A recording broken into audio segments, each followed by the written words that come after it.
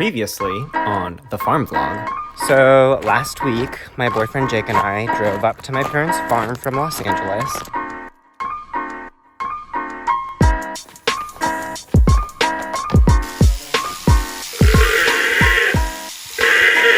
If you didn't want cherry, you can choke. Good morning, everyone. How's it going? I'm out here in the lavender field today. The harvest is upon us. I had mentioned this in a previous video, but this year's harvest is kind of smaller. And that is because at the end of the month, my very excellent mother is holding a fundraiser for the Nepali Association of Oregon. Part of that fundraiser is that with admission, you pick lavender, you can come in and pick however much. And so instead of harvesting all the lavender this year, we're like harvesting one row and then leaving one row, and harvesting the next and then leaving one row, so that there's still stuff for people to pick for, to have lavender fresh for their homes or whatever. Another main part of our normal lavender harvest is that we distill the lavender into lavender oil and lavender hydrosol, and I'll show you that too, but for now, I gotta get clipping.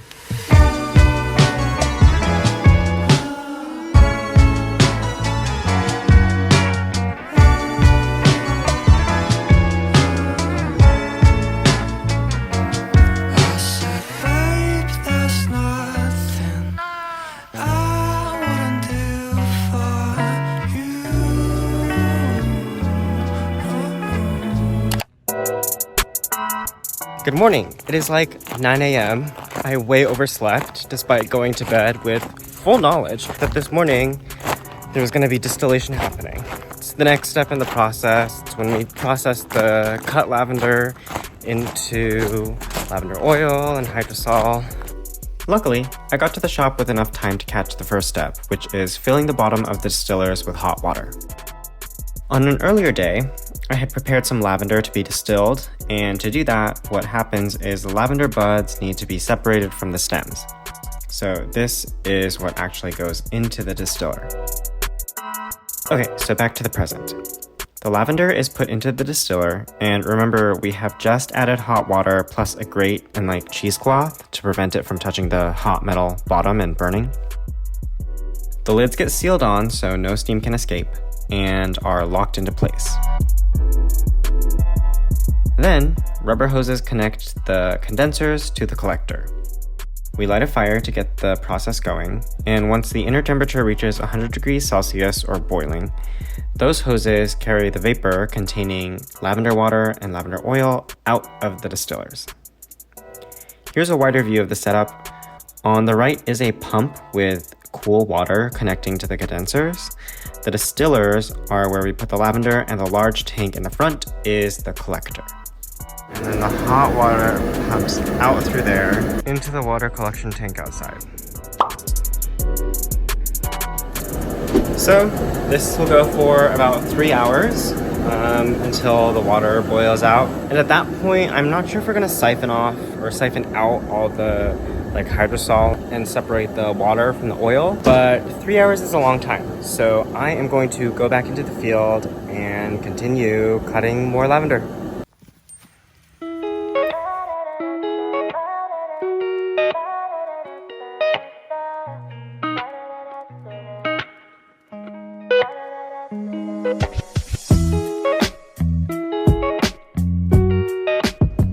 Do you like the flowers in my hair? Jake put them there. I think they're so funny. I'm in the middle of making wreaths.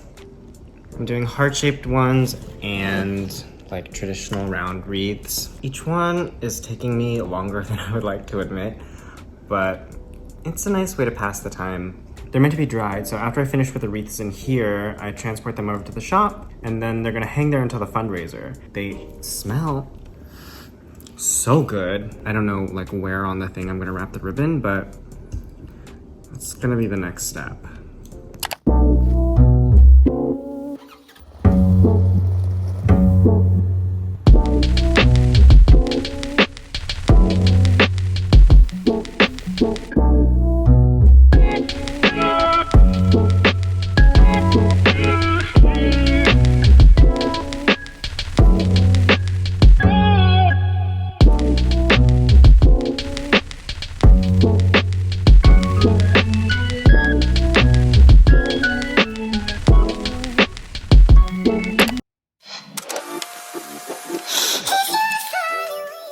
fundraiser for the NAO's education program ended up going great, by the way.